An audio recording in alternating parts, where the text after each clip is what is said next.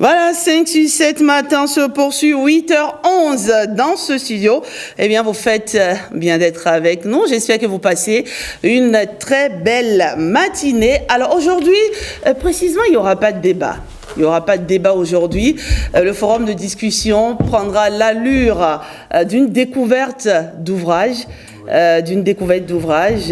Patrick Diossou, oui. Avec à nos côtés une consoeur, oui. Hein, une amie, une sœur. Oui, je vois que tous les mots se bousculent dans la bouche. Consoeur et sœur, consoeur et sœur. Philoyon, Angela, Pédia. Angela, il me tardait en fait de t'avoir sur mon plateau. Sérieusement. Et aujourd'hui, c'est fait. Je n'ose pas dire, l'ange est là, Angela. Angela Pédia, comment tu vas? C'est pas grave, c'est pas bien grave de dire Damata. Non. Mes enfants signent Damata. C'est vrai que dans le temps, j'étais un peu enragée, mais bon, j'accepte. D'accord. Donc, ne vous en offusquez pas. Très bien, c'est noté. Allez, de bruit, de silence à l'encre. De silence. Mais tu vois... Mais je suis avec... Oui, mais on va le faire, t'inquiète pas. L'encre de nos silences. Et quand on parle de silence, pour une journaliste, il y a quand même un grand fossé. Exactement. Parler, ne pas parler. Dire, ne pas dire. Et c'est dans cette ambiance que Angela s'est retrouvée avec Bruit de silence. Et là, Bruit de silence, c'était un témoignage, son témoignage. Et ici, on se retrouve avec des témoignages. Et il n'y a pas que ça. Oui. Il n'y a pas que à l'encre de nos silences. Il y a également une BD. Oui. Il y a également une BD qu'elle signe avec Jacob Diossou, que nous avons également sur ce plateau. Bonjour, Jacob Diossou. Bonjour à vous, merci de nous recevoir. Oui. Alors, tout de suite, à brûle pour point, comment on se sent quand on réussit, n'est-ce pas, à s'allier avec une Amazone comme Angela Damata pour sortir une BD. C'est un vrai honneur pour moi. Je lui dis ça chaque fois, même quand on en parle. Voilà. Pour moi, vous savez, moi, j'ai fait de la BD depuis au moins 15 ans. Je rêve de cet instant-là. Et puis, elle m'a donné l'opportunité. Voilà. Et puis, une belle rencontre. On s'est rencontrés il y a 1 an. Je ne la connaissais pas vraiment. Je l'ai découvert sur les réseaux sociaux. Et puis voilà, ça s'est fait comme ça. Très bien. Rêve consacré. Vraiment consacré. Alors, lui aussi, il est journaliste. Il est journaliste sportif. Elle est journaliste. Et lui, il est scénariste BD. Et un scénariste et une journaliste qui a l'art de raconter. L'art de raconter parce que quand j'ai pris l'ouvrage seulement hier mais vous l'avez bu. Je l'ai bu. Et il y a des histoires qui m'ont marqué. Pas toutes les histoires m'ont marqué. Mais il y a une exceptionnellement, oui. À la page 55, la mémoire traumatique, qui commence par ceci. L'histoire de Valérie m'a fait remonter le temps. J'étais resté pensif devant la télévision, précisément sur le canal de l'ORTB, au départ de Valérie. Je regardais l'émission qui passait sans attention. Seuls les faits de cet autre mardi après-midi ensoleillé tenaient en haleine ma pensée. De nombreuses années se sont écoulées, mais mes souvenirs sont vifs. Tu vois, la vivacité dans le dire, la vivacité dans l'écriture, la vivacité, ça pousse à lire. D'accord. Simplement. Angela, merci. Merci pour ce bijou. Oui. Et ça a été lancé hier, il faut le rappeler déjà. Hier seulement à l'Institut français de Cotonou, à l'encre de son silence. Oui, franchement, c'est un ouvrage qu'il faut lire absolument. Moi, je ne l'ai pas lu totalement, mais j'ai lu quelques histoires qui me paraissent vraiment poignantes. Oui. Alors, qu'est-ce qui s'est passé pour pouvoir faire le choix, Angela? Le choix des histoires, le choix des témoignages. Est-ce qu'il n'y a pas eu de difficultés? Surtout que ce sont des histoires vraies, mais racontées et avec des changements de nom, de lieu, d'espace. Bon, ce ne sont pas tous les lieux qui ont été changés. Il y a certains lieux qu'on reconnaît facilement. Mais qu'est-ce qui a prévalu pour le choix de ces histoires? Je dois d'abord remercier quand même Rachidat Elle m'a toujours soutenue et moi-même, je suis très émue ce matin d'être avec elle. Merci Angela. Pour tous ces mots, ces messages que vous m'envoyez ou que tu m'envoies très souvent. Merci. Alors, pour le choix des mots, des histoires... Oui. Non, sois pas jaloux. Lui, c'est mon grand frère. C'est un soutien naturel. Pourquoi je mets l'accent sur ce soutien? Simplement parce que dans ce parcours, ce sont les femmes qui m'embêtent le plus, qui luttent contre moi. Alors que ce que je fais, c'est pour les femmes. Et donc, avoir une femme qui compatit souvent à ma souffrance ou à ma douleur, franchement, ça me fait plaisir. C'est pour ça que je mets l'accent là-dessus. Vous êtes mon grand frère, tout naturellement. C'est un jaloux, c'est un gros jaloux. Vous connaissez même mon petit nom, prénom, vous l'avez donné tout à l'heure. Donc, alors, il n'y a pas à l'encre de nos silences. À l'encre de nos silences, c'est vraiment pour exprimer la profondeur des souffrances des personnes victimes des violences, on va dire, sexuelles et sexistes. Donc, à type surtout de viol. Maintenant, par rapport aux histoires, vous savez, dans le livre, vous verrez que je suis le fil conducteur. C'est moi qui narre. Moi-même, j'ai été souvent, j'ai connu mes violences sexuelles dans ma plus tendre enfance, mais le fait que je me suis inscrite à porter la voix de ces personnes-là a fait que je les rencontre et du coup, elles vont avoir des crises d'angoisse et être obligée en fait de se confier à moi. Elle se livre à cœur ouvert. Voilà. Et la narration a été très très difficile, comme à chaque fois où je vais vers ces personnes ou bien elles viennent vers moi. C'est une manière à chaque fois de revivre ces expériences douloureuses. Donc ça a été très très difficile, mais bon, il fallait le faire parce que pour vraiment donner un coup de pouce à ce combat. Nous voulons une élimination de ces violences sexistes et sexuelles. Il faudrait franchement que les personnes qui ont subi ça prennent la parole pour en parler, pour que les gens puissent mieux comprendre ce qui se passe dans leur tête quand elles subissent ces genres de violences. C'est pour ça que je me suis donné cette peine-là. Oui, bon, en fait, se donner cette peine, mais est-ce que ce n'est pas un peu comme de la thérapie, un peu comme pour guérir les mots, MAUX, par des mots, MOTS, les mots c'est très important lorsque vous avez vécu ces genres de choses, de mettre des mots sur ce que vous avez vécu. Cette fois, je parle de MOTS, voilà. Et puis, c'est une thérapie dans ce sens que lorsque, dans notre langue, on dit souvent que alors que très généralement, dans ces genres de violences-là, on vous fait cette violence, mais on vous... vous n'avez pas le droit de parler, Dès en que fait. vous commencez à parler, il y en a qui vont vous dire, mais pourquoi vous ne vous êtes pas battu, pas battu, défendu. Pourquoi c'est justement maintenant que vous en parlez, alors que c'est un traumatisme vraiment. On ne se répare pas du viol. On ne se répare pas. On tente de survivre avec ça parce que c'est des corps blessés, mais on est obligé de vivre à l'intérieur de son corps. Donc vous voyez un peu. Et parfois vous vous retrouvez avec des personnes qui se retrouvent aussi en situation où ce sont des autorités. J'essaie de trouver des mots qui soient moindres, des autorités qui soient les violeurs ou les violenteurs.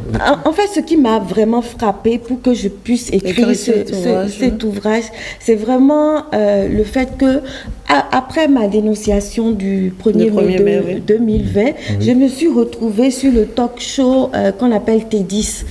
C'est un talk show américain. C'est une prestigieuse cérémonie et je devais parler pour vraiment faire changer de paradigme. Et donc, je racontais ma vie en tant que femme, mon divorce, mes viols, mes problèmes professionnels, parce que travailler en tant que femme pendant longtemps, ça a été difficile. Et il y a une fille dans la salle qui était venue suivre la cérémonie. Je rappelle que ce n'était pas moi seule, mais elle a fait une crise d'angoisse lorsque moi, j'étais en train de raconter mon histoire. Elle tombe comme si voilà, comme si elle faisait une crise d'épilepsie. Et ça a failli me dérouter. Et c'est vraiment la première fois que je me suis rendu compte que le traumatisme après un viol était très grand. Parce que quand je vais finir mon discours, elle va se rapprocher de moi et très difficilement, parce que finalement, pour m'en parler, j'ai dû lui remettre mon ordinateur et c'est avec le clavier qu'elle a pu me dire s'exprimer. Voilà.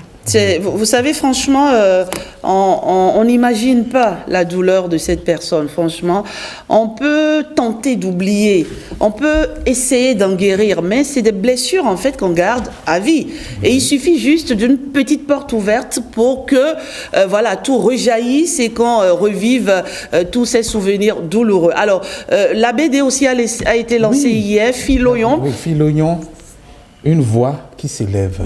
Voilà une bande dessinée dans laquelle il y a encore un personnage qui sert de fil conducteur. Et c'est toujours notre Filoyon, bien-aimé, Angela Kpeja. Ça, c'est vraiment un personnage imaginaire. C'est imaginaire, d'accord. On voulait des prénoms de chez nous. D'accord. Et franchement, c'est lui qui a eu l'idée. C'est vraiment pas forcément moi, mais c'est lui, en fait, qui a nommé l'ouvrage Filoyon. Alors, Filoyon, une voix qui s'élève, ça parle de quoi? Ça parle... Jacob Diossou. Merci. Oui. Filoyon, c'est l'histoire d'une jeune diplômée, très ambitieuse. Elle est d'ailleurs un peu naïve. Elle revient d'obtenir un stage dans une administration, dans un ministère. Et là, elle se rend compte très vite qu'elle est tombée en fait dans une fosse aux lions, quoi. Un repère de dragueurs et de pervers. En fait, on a voulu un peu décrire la situation dans les entreprises, dans l'administration, où dès qu'elles sont embauchées, surtout les stagiaires, nos mères, nos sœurs, se retrouvent entourées de pervers. Vos épouses. D'accord. Nos épouses se retrouvent entourées de pervers. Ça rappelle une certaine histoire. Une certaine histoire, vraiment. Donc, c'est un peu ça. Et puis, moi, par exemple, j'ai plein d'amis des amies filles, qui ont dû quitter leur boulot parce qu'elles avaient des avances. Elles recevaient chaque fois, on leur balançait chaque fois au boulot des avances insistantes, des propos sexistes, déplacés, sexuels. Donc, très bien. Moi, quand j'ai rencontré Angela et qu'elle m'a parlé de son combat, j'ai dit, mais tiens, moi, j'ai reçu une éducation religieuse et voilà, je partage ta vision, tes valeurs, je vais t'accompagner dans ce truc. Et la bande dessinée est un art puissant qui permet de ratisser l'âge. Bien sûr, ça s'adresse les jeunes précisément, oui. On a la paresse de lire des gros livres, une BD, ça et ça tout de suite, voilà, ça part, on lit aisément d'ailleurs, et puis les images aussi, une belle illustration, les couleurs, franchement, c'est attrayant. On a juste envie de se plonger dans l'univers de Filoyon. Voilà. Comme on le dit souvent, une image vaut 1000 mots. Bien sûr. Donc c'est un peu ce qu'on essaie de faire. Voilà ce qu'elle vous offre en cette fin d'année. La belle et douce Amazone Angela Kpeja, à l'encre de nos silences. Et puis Filoyon, une voix qui s'élève, qu'elle signe avec Jacob Diossou. C'est le tome 1. On imagine qu'il y aura le tome 2, le tome 3, pourquoi pas, le tome 4. On peut se l'offrir où? Dans les librairies. Dans les librairies, c'est déjà disponible, n'est-ce pas? Disponible dans les librairies.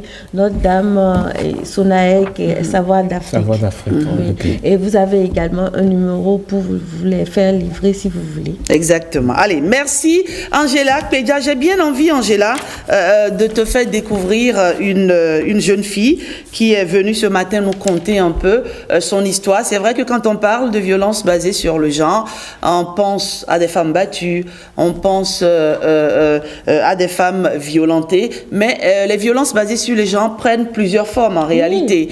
Et parfois on les subit, même sans savoir que c'est une violence. Et donc nous recevons Oriol Onyaba Taboué. Prenez par là-bas s'il vous plaît. Voilà, Oriol Onyaba Taboué, étudiante et spécialiste, n'est-ce pas, VBG. Oriol. Bonjour. Bonjour Oriol. Bonjour. Ça va? Ça va bien. J'espère que tu connais Angela Kweja, n'est-ce pas? Oui, je la connais. Ah oui. Qu'est-ce qu'elle t'inspire, Angela? Beaucoup de choses. Hein. Dis-moi, entre autres. Entre autres, une femme battante, c'est ça. Elle sait ce qu'elle veut. Je la suis sur les réseaux, plus particulièrement sur Facebook, sur sa page. Et je vois qu'elle mène une lutte assez farouche. Et même si elle n'est pas reconnue à sa juste valeur par tout le monde, je veux déjà lui dire ce matin qu'elle soit courageuse parce que tout le monde n'est pas tenu de la garder dans son cœur, mais le peu qu'il la garde dans son cœur, c'est vraiment déjà important. Et moi, c'est une récompense pour moi, hein, parce que ce que je fais, c'est pour vraiment mes filles.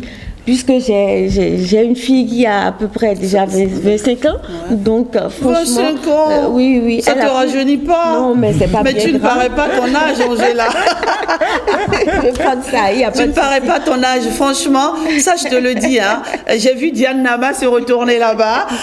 Voilà, tu ne parais pas... Elle a même 26 ans déjà. Déjà, donc, voilà. Franchement... bientôt bébé. Oui, et je le veux d'ailleurs. D'accord. Alors, ma chère Oriol, il y a quelques mois, vous avez été victime d'une violence. Contez-nous un peu votre histoire, Oriol.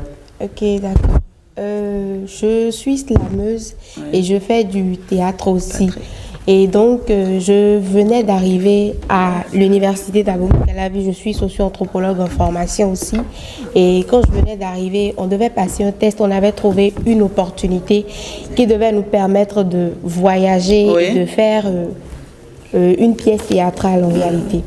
Et on devait passer un test et notre centre de communication nous avait envoyé, on était 3 du même centre et on devait retenir 2 personnes de différents centres. J'étais avec 2 garçons et en plus de moi, donc on faisait 3 du même centre de communication. D'accord. Et après avoir passé le test, je suis passée avec un autre garçon, mais le 3e, il n'était pas passé.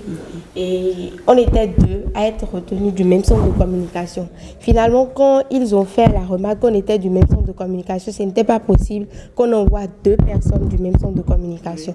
Donc, il fallait choisir entre moi et le garçon. Et on était rentrés et après, on nous fait appel et on me fait comprendre que je ne pouvais pas partir, que c'était le garçon qui avait été choisi pour effectuer le voyage. J'ai cherché à savoir les raisons pour lesquelles le garçon a été désigné. Et pourtant, vous êtes arrivée première. Hein? Voilà, alors que c'était moi qui étais devant lui. Et c'est là qu'on me fait comprendre que c'est vrai que j'étais arrivée première devant lui, mais que j'étais une femme et que ce n'était pas sûr que je puisse faire carrière dans le théâtre, que j'aurais un petit ami peut-être qui m'empêcherait à l'avenir de continuer là-dedans et que ce n'était pas bien de m'offrir les opportunités alors que je ne pourrais pas faire carrière. Or, j'étais parmi eux, je faisais les trucs, j'étais beaucoup plus assidue, j'écoutais, j'étais vraiment dedans et je voulais le faire. Et c'est pourquoi j'étais avec eux. C'était vraiment étonnant et ça m'avait choquée. Vous m'avez raconté que ça a été un moment très douloureux. Parce que cette expérience, vous aviez tellement envie de la vivre et là, voilà, c'est injuste en fait. C'est vraiment... Oui. Et juste, même pour les parents, voyez-vous, elle travaille, elle bosse, elle fait tout. Et puis, à la dernière minute, parce qu'elle est femme, pourquoi on devrait continuer à faire des violences, à exercer des violences à raison de sexe? Juste parce qu'on est femme. On n'a pas droit à la parole, on n'a pas droit à ceci, on n'a pas droit à cela. Et la maternité qui fait qu'on pérennise l'espèce humaine devrait devenir un frein. Moi également, quand... j'étais dans ce couloir-là, les gens n'aimaient pas recruter les femmes tout simplement à cause de la maternité. Mais comment ça peut continuer comme ça?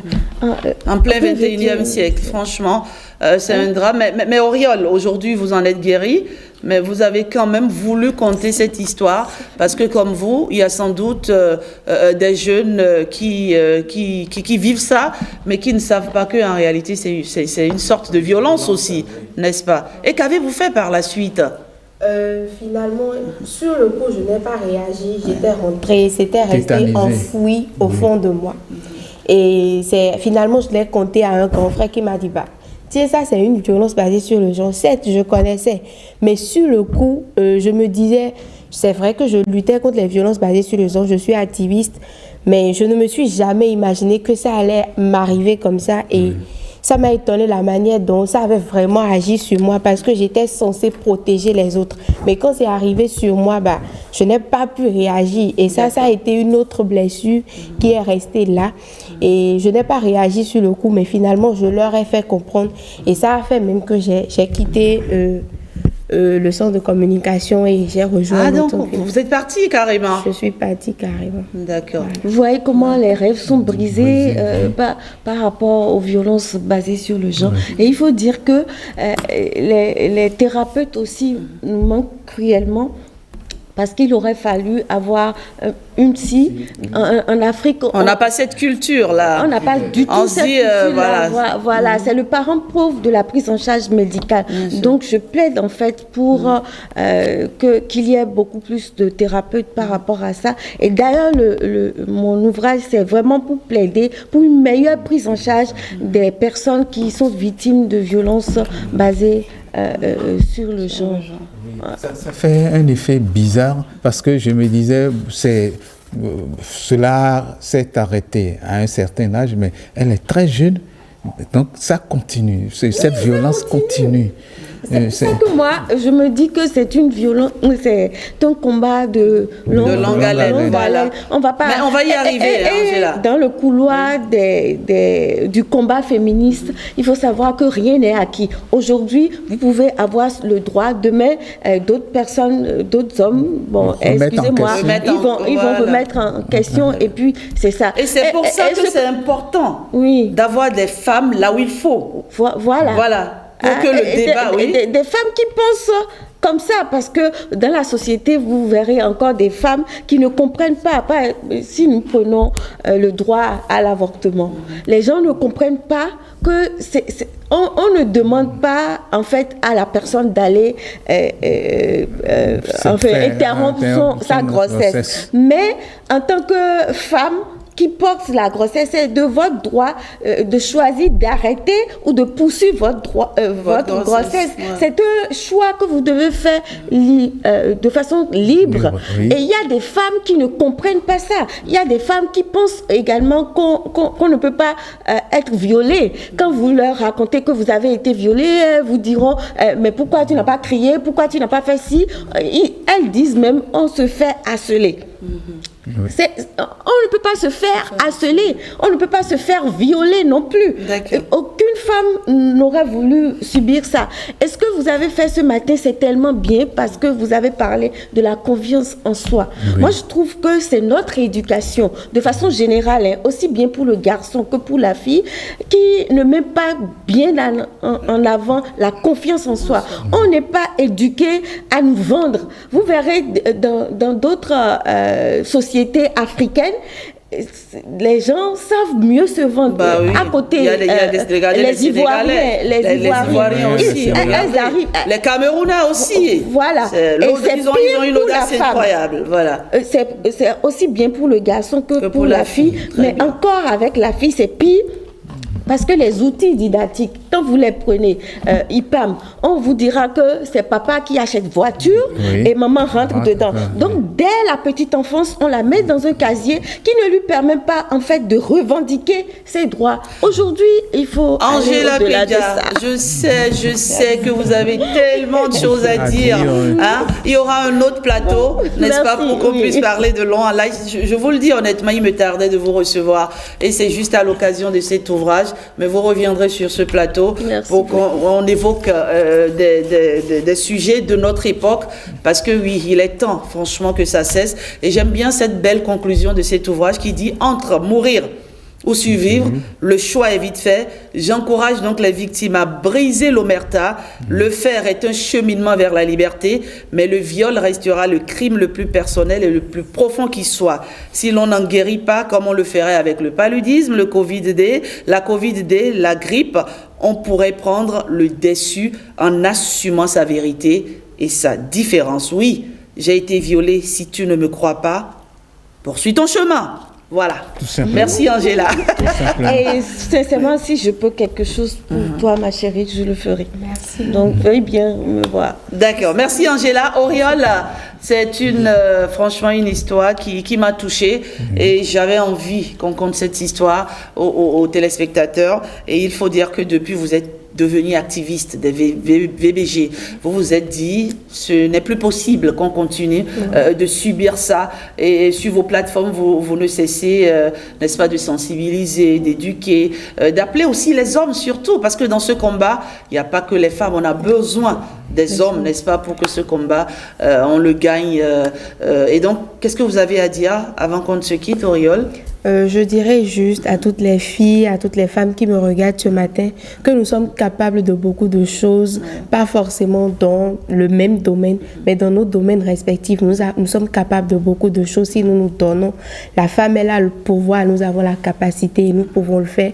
Il faut qu'on reprenne notre estime de nous, notre confiance en nous et que nulle part, il faut que nous sachions, surtout au Bénin, que nous sommes des Agodiers, que nous n'avons pas perdu cette force-là.